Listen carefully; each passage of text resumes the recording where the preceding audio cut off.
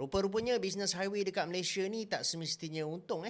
Pada tahun 2024, menurut Datuk Seri Ahmad Maslan, banyak juga highway yang rugi. Bukan satu, bukan dua, bukan tiga.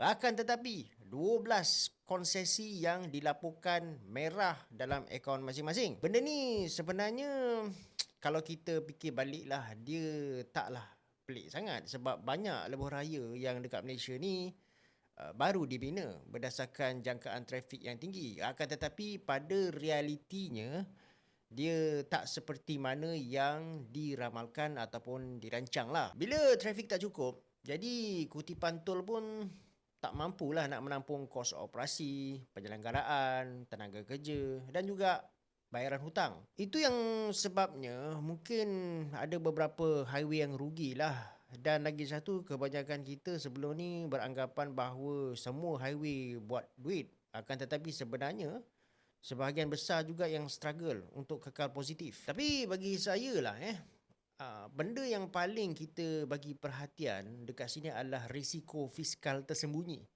ataupun hidden fiscal liabilities. Sebab bila terlalu banyak highway rugi, tekanan tu akhirnya dia akan jatuh pada kerajaan dan mungkin kerajaan terpaksa mengambil alih ataupun bail out ataupun bagi pampasan dan sekaligus akan menambahkan beban kewangan negara dalam jangka panjang. Keadaan ini berlaku sebab struktur tol tu dia bergantung kuat kepada unjuran trafik.